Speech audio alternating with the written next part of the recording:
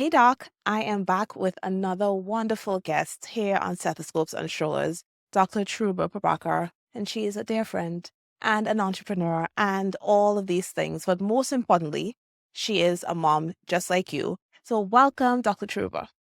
Thank you so much for having me. I'm really excited. Yes. So tell me, how many kids do you have and how old are they? So I have three kids, and they are 4, 8, and 10. Two girls and a little boy. Oh, so sweet. Yeah. That's a nice spread you have there. It Yeah. sounds like you have a lot of helpers. Yes, that is the key to having three kids, to having any number of kids. But Right. I mean, we used to want three, and then we had one, and I was like, maybe not." yeah. I think Yeah. one for each parent was perfect for us. Yes, 2 to 3 is definitely a jump, and I have to say, I was kind of like 2, 2 was good, but then I just kind of had this yearning for 3, so we went for it. But yeah, it does get a little chaotic. Yeah, but it's good chaos, I'm sure. It's good. It's good. I Yeah. love it. So tell me how long you've been married. I've been married almost 15 years. Wow. Yeah. I Yeah. I've known you for a long time. I don't know how you and your husband met. Tell me all about it. Oh, yes, yes. So, my husband grew up in the West Coast and I'm from the East Coast. And once when he was visiting the East Coast, we were set up on a blind date with by a friend. And so we kind of met for lunch, and this was when I was in med school. And so we met for lunch, and that was supposed to be our date.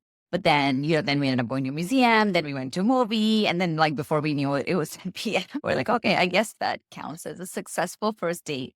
And then, because we were long distance, we weren't really sure how that was all gonna work. I was in med school. I had the match coming up for residency. So which, as you know, is it's kind of like you go where you match. And so we were long distance for a while, and I ended up matching actually in New York, but he was able to transfer his job to a New York office, which was great. And so he moved closer, and the rest is history. Nice. Yeah. So did you rank places? Were you trying to go to California or the West Coast, I wherever did he was? I did interview in places in California, in New York. He's in tech, and so I wanted to make sure we had to be kind of near like a big city, so I couldn't just be ranking like 50, 60 programs. So I kind of stuck to the East Coast and the West Coast. Got it. So you all met in med school. When did you actually get married? In med school as well? No, my our second year residency. Oh, My second year oh residency. wow. That Yeah. was a long. Tell me about that. Well, actually, no, it's just about 2 years. Oh, Actually 3 years. oh yeah. Because Okay, I met in when not I too was bad. almost the end of my 3rd year, and we got married Ah, at the beginning of my second year of residency. So, got it. we knew each other maybe I would say 2.5 years. Mm, Dated for 2000, yeah, like 2 years, got engaged, and then 10 months later we got married. So the whole nice. thing, I would say like 3 years. Yeah. Got it. And did you have like a big, huge Indian wedding? No, we got married in Connecticut, and it was I think like 200 people. That's a lot. First of all, Yeah, the Indian wedding for that, right. but yeah, we had an event the night before. We had the wedding, we had a reception. Yeah, so it was like a 2-day thing. Yeah. That's just a small 2-day thing with 200 people. All right. So when did you have your first? So our first child was 2015. So almost like 4.5 years after we got married. Our first was born at, let me see, the beginning of my second year. Okay. Yeah. Or a few months into my second year of fellowship. So, yeah. Okay. So how was it being pregnant during fellowship? It sounds like it would be a little bit better than residency. Yeah, I think it was a little bit better than residency. I think I was lucky because I actually had a pretty good pregnancy. Like, I didn't have the typical things we always hear about with nausea and vomiting. I mean, I didn't have any of that. So I actually felt great. And You so can say it. I had an easy pregnancy. It's fine. I really had I had an easy pregnancy. And so for me, it was actually fine. Like, I actually Yeah. enjoyed being pregnant. I didn't really have any other responsibilities because I don't have any other kids. And fellowship, It was a surgical fellowship, so yes, I was in the operating room a lot and things like that, but it was very manageable, and so it was alright, Yeah. and, I ended up delivering a couple of weeks early, probably because of I don't know, because I was on my feet the whole time, and who knows, Right. but overall, the pregnancy itself was fine. Was Yeah. fine. Yeah. And I mean, because you're a minimally invasive surgeon, I didn't mention that before. You think maybe it's because you were sitting at the robot, it wasn't quite as bad as opposed to like being up and stuff? It wa Well, I mean, the thing is we weren't up at odd hours of the Hmm. night usually. I mean, we did take some calls, so yes, we were awake at night sometimes, but it wasn't as, bad as residency where you were Right. on I feel like you were on for night flow 2 weeks at a time or other Yeah. random it wasn't as random. You kind of Yeah. knew when you were on call and sort of what to expect. So, I felt like the schedule wasn't too bad. Y'all did night float 2 weeks at a time? Yeah, that's what I Really? remember. Yeah. We did it like for a month straight. Maybe it was a month? I thought it was 2 Hmm. weeks. Maybe it worked a Which month. one is worse? I really I don't don't know. remember. Maybe it was a month. I'm not sure, but I thought it was 2 weeks. But yeah, so it wasn't as kinda crazy Yeah. intense, and you were the fellow, so the residents still did a lot of the grunt Yeah. work, running around, so it was okay. It Yeah. was okay. And your birth was uneventful, I hope. Yeah, my birth was good. Yeah, pretty textbook, classic, delivery. Except for being a couple of weeks early, which caught me off guard because I was not Mhm. prepared for that. In fact, I had signed up for a birthing class, even as an OBGYN. I was like, you know what? Let me just do that. And for my husband. And it was the day my daughter was actually born. Wow. So the night before I had to call the person, cancel that. I'm actually on my way to labor and delivery right now. And I'd operated for a very long day. I mean, I did 3 robotic cases, so I had been up from, 6 Yeah. AM, and then I went home and I took a nap, and then I broke my water. So it was definitely unexpected. Yeah. So but luckily not too early. Yeah. And how, because I know residency, there's this question of, are you going to finish on time and stuff? Did it affect your fellowship at all? So for my fellowship, I had sort of talked to my fellowship director previously and kind of decided that I would save up my vacation that second Mm. year and just take it all together. And so, yeah, I mean, it wasn't much of a maternity leave Yeah. as most doctors, we don't really get a maternity leave anyway when we were training. Yeah. So I think I took only like 4.5 weeks or 5 weeks Okay. off. And Yeah. so it didn't really affect my length of Yeah. training. How did only taking 4 or 5 weeks off affect you? Or was it just like, I'm fine? Honestly, I was fine. I was fine. And I don't know if it was because it was my first. Having a first child has obviously many challenges, but Yeah. I think we sort of have this attitude in medicine. Yeah, you just do what you got to do. Yeah. And, I already sort of prepared, okay, I'm going to take 4 to 5 weeks off. I had my health already arranged. I had a vaginal delivery, which was maybe easier than having a C-section and having to recover from surgery. So I had a lot of things going Yeah. my way and in working in my favor. And so because I sort of planned all of that, I knew, okay, I'm going to have these 5 weeks and then I'm going to go. And so it actually wasn't bad. Nice. So, what was the help that you had? So I had the first month my mom was there. Mm. So that was great for 4 weeks. And then my in-laws were there for another 4 weeks.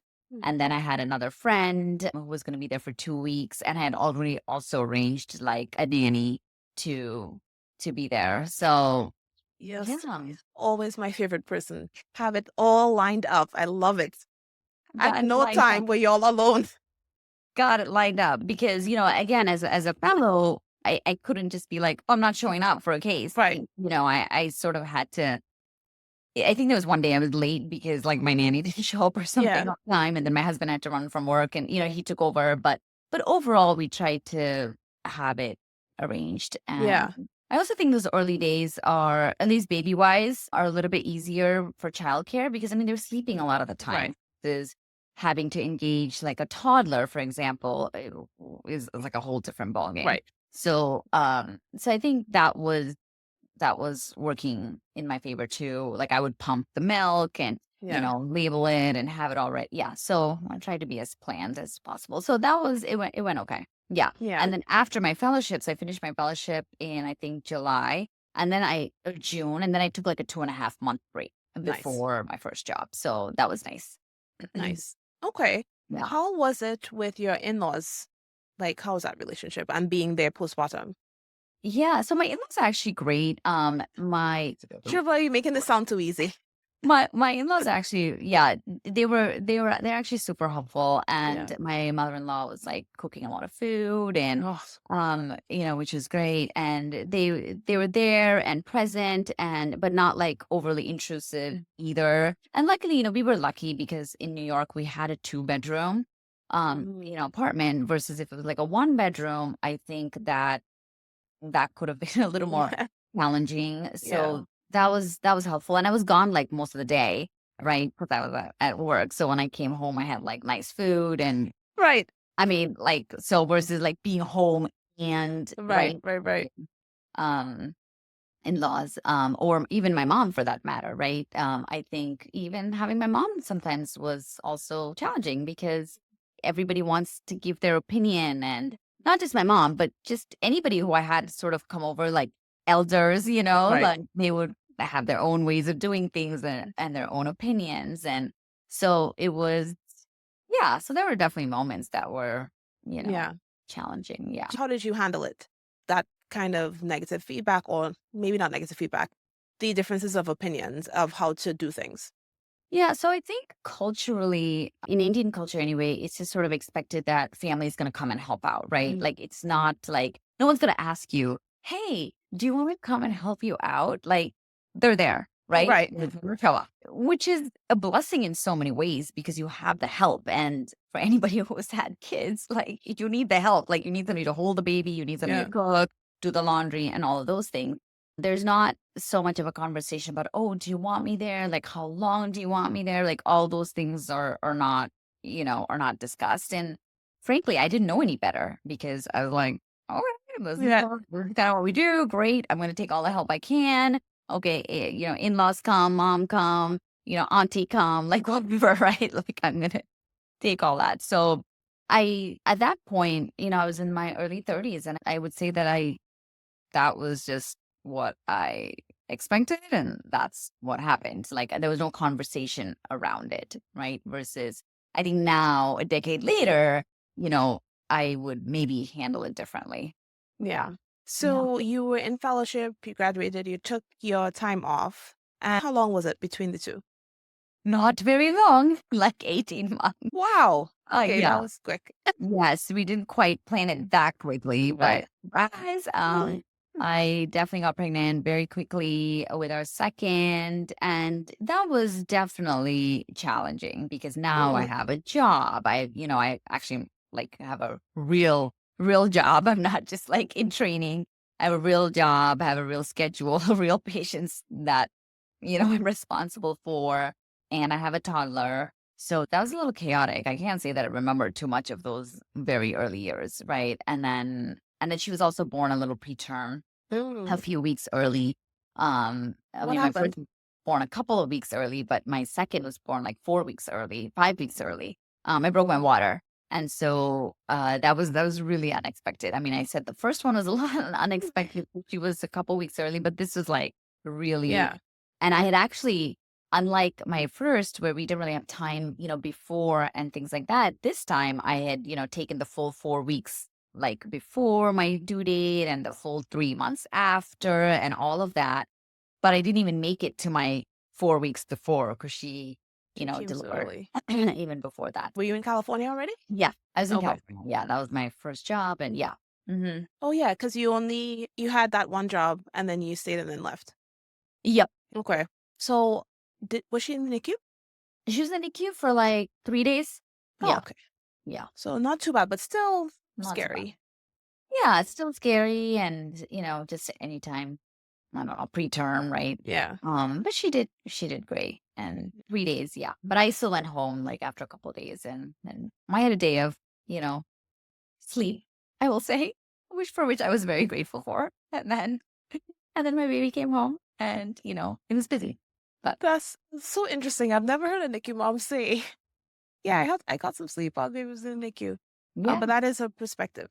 yeah. And y'all had the same level of help for the second one as well. I'm trying to think for this. So for the second one, so my first was in daycare, and Mhm. then because well I was home because I had I took the 3 months Mhm. after, and I actually had 4 months off after she was born because she was preterm. I took that Ah, 1 month. I still had that 1 month before her due yeah, date, yeah, so yeah. I was actually home for 4 months, which was good. My Mhm. mom came for a little while. She was actually traveling and she didn't make it for the birth because it was like preterm, but she came after her travel. She stayed for maybe I think 3 weeks or something. And then after that, I mean, since I was home, I didn't really Yeah. get a nanny or anything until it was time for me to go back to work.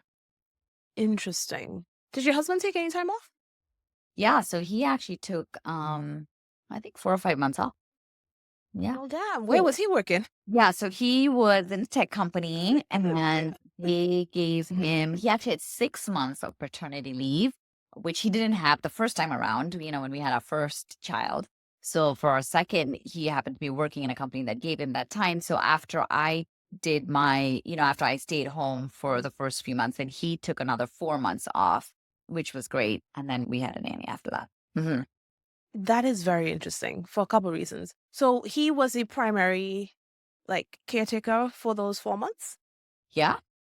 How was that? I Because was actually I very surprised yeah. because my husband, he takes his whole work very seriously. And this was like 8 years ago when paternity leave was, I think, just sort of coming out. And it was not all the men took paternity leave. And maybe it was even, I don't know, looked frowned upon at that time. I think now it's getting more normalized, which was not the case at that time. But yeah, I was like, well, you get 6 months off. Like maybe you want to take 3 or 4 months. And he still, I mean, he took it off, but I mean, he was still like doing some work. Yeah. But again, because she was a baby, a lot of it was like sleep 5 hours, Right.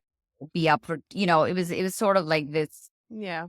I don't think he would have been able to manage like I don't know, a toddler maybe at that Mm. point, but I think he was fine with that and it worked out. And I think he actually cherished those moments too. I see a lot of like videos now of the two of them from that time. Aw, Yeah. Yeah. sweet.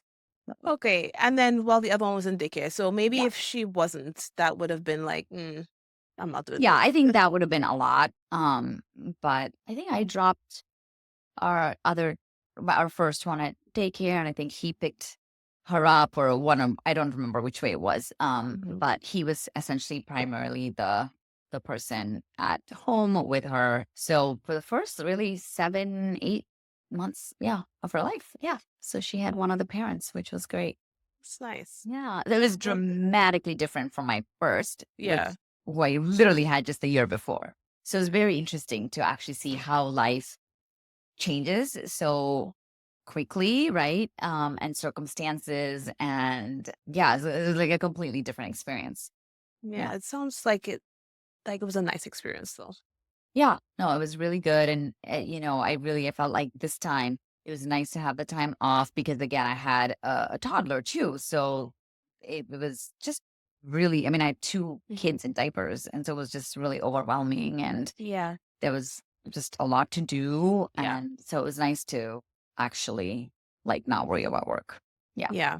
And how did your daughter handle the new baby?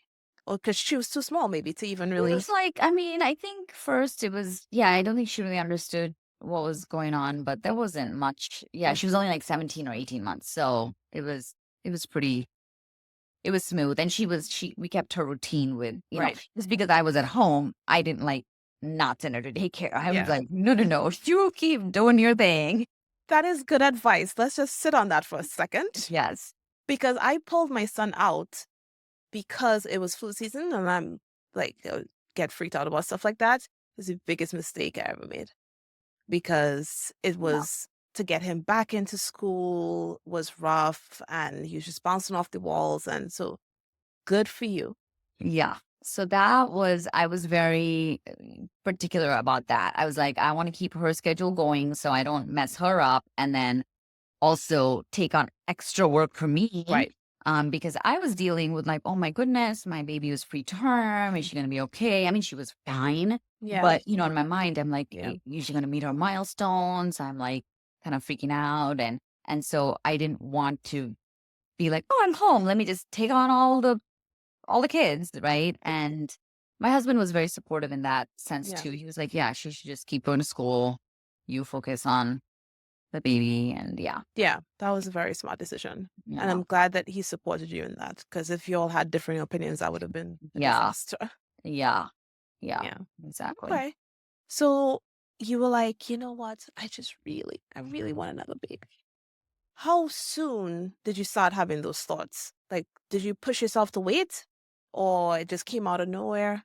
It was a while. I think initially I thought that I would only want two, and we had talked about two, and we were like, okay, we both come from a family of two kids. So two was like, you know, good, pretty good. And my husband was like, yep, I'm done.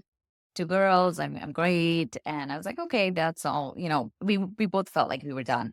And then maybe about like 3 years after, I was like, oh, but I would love like a third. And we had a little bit of a difference of opinion here because my husband was like, "Oh, but we had it pretty good. Like, two kids. They were really great kids." And he's like, "Everything is good. Like, do you really want to like mess that up?" And it's hilarious. Right. And like we were at the height of our careers or like starting to take off. He was in a startup. So he was working like crazy hours. And so I will say that, yeah, we definitely had a little bit of a difference in opinion about that. So we waited a little bit more. We were like, okay, let's revisit in like 6 months. And then I was like, okay, well, what about, what do you think? And he's like, okay, um, he was like, I think at that point his career had settled a little bit and Yeah. I was willing to maybe take the Maybe. plunge So of I being feel like over. this comes up a lot though. Like I see a lot of posts. I want a third. I don't know. What is it like? How did it come up for you? Like what thoughts were going through your mind? Talk to me about that. About having a third. Yeah, like when you started getting the desire, did you wake up one day and it's like, you know what? I think I want a third baby. Yeah, like that's sort of how it was for me. And even I was like, well, I'm kind of rolling the dice, as we know, like labor and delivery can be kind of crazy. You just never know what's going to happen as obstetricians ourselves. Right. So I had to kind of sit with that. Like, do I really want to roll the dice? I mean, I had a preterm baby this the last time. Like, what if now I have like an even more preterm, right? Like Yeah. there's risk to all of the things, but I just couldn't shake like the thought of like, oh, I don't want to kind of miss out. Right. And I personally also would like loves the idea of having a little boy. And of course, there's no guarantee about Yeah. not like any of these things. My husband was cool with two girls. He was good. And, I get asked that question a lot, by the way, because a Yeah. lot of people think like, this Indian stereotype of men wanting boys, but my husband was actually cool. But we don't have a lot of boys in our family. So I was Mm. like, oh, it'd be kind of nice. I have a sister, he has a sister. Um, all our cousins, I feel like are girls. Like we just don't have a lot of like boys. And I was like, oh, it'd be really nice. And so then I just decided to go for it, knowing that I was also at a point in my life where I could get more help. I could arrange for, more help before, after, somebody to clean my house, somebody to, cook meals for me if I wanted. Like we were in a point of our lives that we were willing to, spend on those things. And we actually saw those as like necessary versus being a resident maybe and having three kids Yeah. or, we were at a different point in our lives. So I think that also like played into it. Yeah. Well, Yeah. I just want to say there are a lot of people right now who are making and attending money and still don't want to pay for meal service and don't want to pay for cleaning. So tell them, Dr. Schruber, about how it's a necessity. Please. I mean, my life would not be happening if I did not have all the help that I do have. And I'm not ashamed to say I will list out all the help I have right now. List And it. I will encourage everybody who can to do the same. Yeah. So I have an au pair. I've had an au pair now for 5 years. So she lives with us. She does drop off, pick up, and even on my day off, she'll work a few hours so I can go to the gym and I can get my nails done or whatever it is that I want to do. So au pair is key. So we have an au pair, and then I have somebody to cook meals for me and my husband. So the au pair cooks for our kids, but I do have somebody cooking for my husband and I. She drops off the food Monday for the week, which is really great. I've had somebody to clean our house for a long time, every 2 weeks. So that's really good. And she folds all my laundry. Um, and then what else? I guess that's it. Those are big ones. Those are big ones. Yeah. Yes, and just so y'all know, Dr. Truba is my inspiration for how I live my life. She's the one who encouraged me to get an au pair, and the one who gave me an idea to get a meal service just for me and my husband, which is what we did Yes. before Yes. we went to Trinidad. Yep, it's Totally. Oh, and amazing. I also recently, now I'm really feeling luxurious. I got a personal assistant.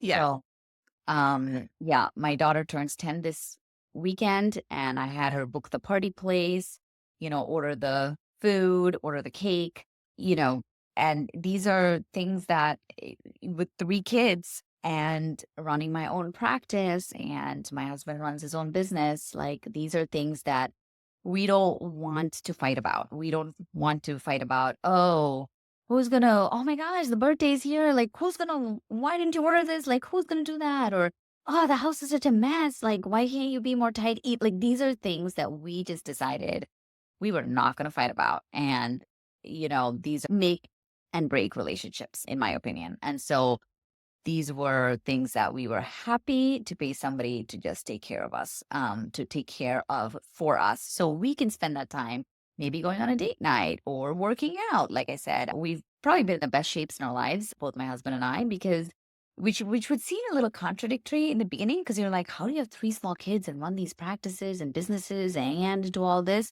But the key is getting help. And I know, Dr. Toya, this is something that I've heard on your podcast over and over again. And I know that yep. this is something you speak about. In fact, I just saw a reel this morning about how you have Friday mornings off because you honestly takes your kids to school, right? Or your daughter to school.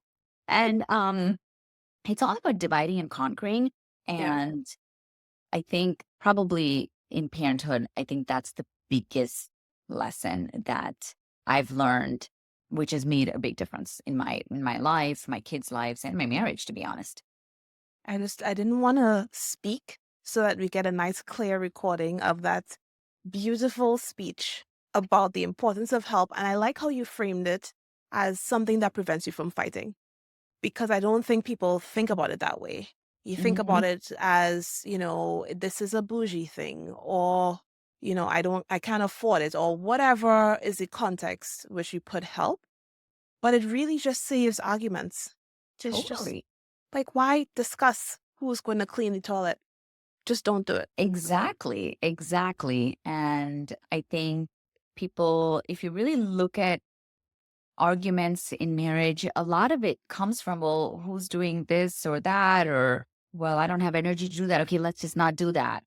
Because I don't want to do it. And, like just all this back and forth about various things Mm. and let alone like time to actually go out on a date. Like Right. really. So I think it's really something to consider. And that's probably the biggest piece of advice I give like new parents all the time. Yeah. Yeah, that's a great piece of advice. And let me tell y'all, I see I go on Instagram, Dr. Truba and her husband have jet setted off to Vegas for their date night. So if you want to be like them, get somebody to watch your kids, cook your food, and do your laundry, and get a personal assistant. And you too could be flying to Vegas for a date night. True. Hashtag true. Love it. Love it. As you were telling the story about wanting your third, I was like, damn, I'm not out of the woods yet because my daughter's only 1. When you said it was 3 years later, it's like, oh, because Hmm. I am so sure, like vasectomy sure that we are done. But are you telling me that it's possible in 2 years I may want another baby? Is that Oh, what you're really telling me? I mean, it's totally possible. But I will say that as much as I wanted a third, I was not going to go, let's see, against kind of, if it was a visceral feeling from my husband, I wasn't going to go Hmm. against that because I also fully understand, as we just talked about health, you need both people to be on Yeah, the same page, obviously. Because you don't, as an OBGYN, I talk to my patients about this often, and you don't want resentment later with, God forbid, something didn't go right, or just even if everything went right, like you don't want to be the one waking up every single night right. to feed the baby or change the diaper. You do as much of other help that you have, you still want your partner to be on board. So I think that was also like a point that I was considering. Yeah. Yeah. Yeah. Okay. Well, we'll see. We We'll shall see. see. Yes. To be determined. Absolutely not. I rebuke you. I'm over it. No. So, Dr. Truba, this was amazing. I loved hearing everything about all of your kids and how, y'all made your decisions and the wonderful advice that you have. Do you have anything else that you want to share with other physician moms out there? Yeah, one other thing that I will mention through all this help, family coming in, aunties, nannies, au pair, all these things, um, I realize now, of course, this is in hindsight, after I've had my three kids, that it's always best to communicate with your partner about, help that comes in.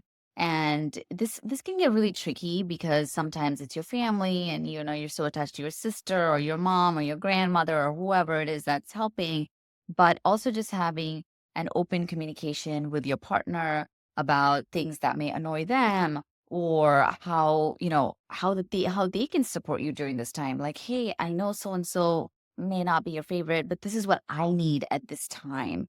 And just being open and, I think, honest and vulnerable with your partner is really important, rather than just kind of brushing it off, because that can also build resentment, and that's something that I've noticed over time too. So I think just, learning how to kind of build some boundaries at getting the help that you need, but also acknowledging how some situations may not be ideal for everyone involved, but Yeah. this is what you need at this time, you know?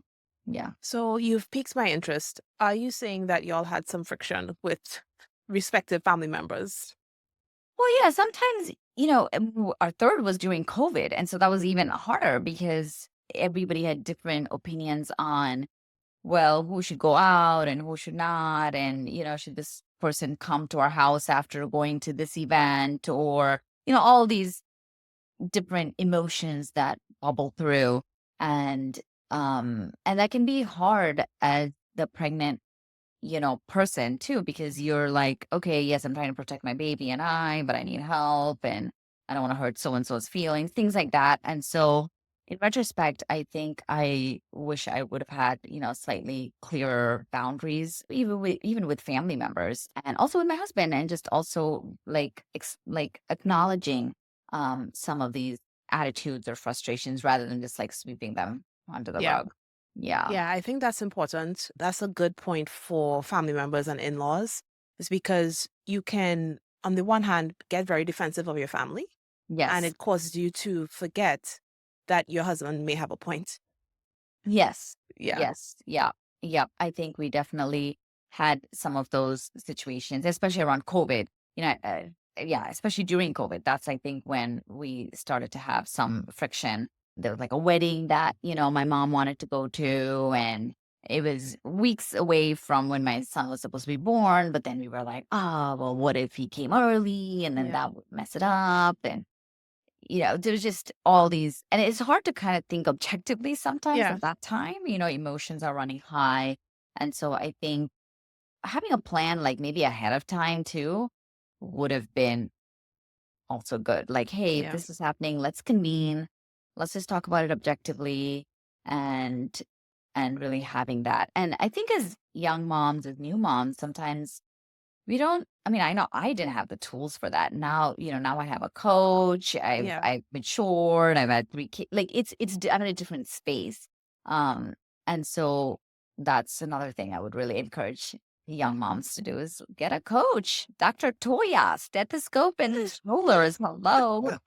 Someone who's had kids and who's been there, done that. And I think that's so invaluable. Like, I mean, I wish I had that when I was a new mom, right? So, because it would have given me the tools to advocate for myself. And it seems funny saying that when you're talking about your own family, Yeah. but well, sometimes, like you need Yeah. to, right? Like you need You to do need to. that. And so I think coaching is so amazing and something that I really wish I had done. I, I didn't know about coaching 10 years Yeah. ago, but you know, I it just would want be to nice. say I did not pay her to say that. No, I no, knew not she at was going to all. say that. I was gonna say that anyway, but it would really helped me navigate a lot of tricky situations and prevented unnecessary drama, honestly. And Yeah. I handle it very differently now, but I would have loved to have those tools as a new mom. So Yeah. my first piece of advice is get all the help you can. Yep. My second piece of advice is, get a coach if you can, even before you deliver, because Yeah. things are going to come up and you want to have those tools to navigate them. Yeah. And it's before is important too, because there's some things you just don't even know that will be an issue. Correct. And somebody who's been there and been through it can be like, hey, did y'all talk about this? Like, what about this? And you just don't know what you don't know. So it's definitely conversations that need to be had before, during, after, all the things. And I must agree, having a coach is great. And, it just makes everything so much easier because you will figure it out. We did. We We figured did. it out the hard way. Right. And as physicians, it is time for us to take the easy way out. We did not get the easy way out for anything to get where we are. Now it's time. You do not have to figure it out on your own. There are coaches. I will help you. Somebody else, like just get the help. So thank you for saying that, Dr. Truber. Yes, definitely. I mean, instead of, I don't know, all these other things that people get in baby showers now, hey, please contribute towards my coaching fund, because it's so important for your mental health too. Yeah. And so, yeah. Yeah, of course. So tell anybody who's listening about your absolutely wonderful practice and where they can find you. Yeah, I'm a gynecologist and a minimally invasive surgeon and a menopause practitioner in San Francisco Bay Area in California, in the town of Lafayette. And so I take care of women with fibroids, ovarian cysts, endometriosis, pelvic pain, or those who just want a good gynecologist for their annual exam. So I provide boutique care for women through all phases of life. And so you can find me here and also on social media at the Fibroid Doc. And what is the name of your practice? Oh, yeah. My practice is called La Morinda Gynecology and Surgery. Wonderful. And yes, this is the kind of care that you want. And Dr. Truba has been an inspiration for me all these years. When I had that flicker of an idea that I was going to open a practice, I was going to be just like her. But then that quickly got smushed and I came to my senses. And now, as she said, I am a coach for physician moms in the early years of motherhood because we went through it. So you do not have to. And it is my goal that every physician mom has the best time and it's not just waiting and pushing through until the kids get older. You can enjoy motherhood now. You can advance your career now. You can start practices like Dr. Truber. You can do all of that now, communicate better with your husband, and you can do it by figuring it out on your own, or you can get help. So definitely schedule a free coaching session if you are interested in just fast tracking your way to joy in motherhood and medicine. So, Dr. Truba, it has been amazing. Thank you so much for sharing your story and all of your wonderful advice. I'm so, so happy. Thank you so much for having me. This was so much fun. All right, Doc, I will see you on the next episode of Stethoscopes and Strollers. Bye.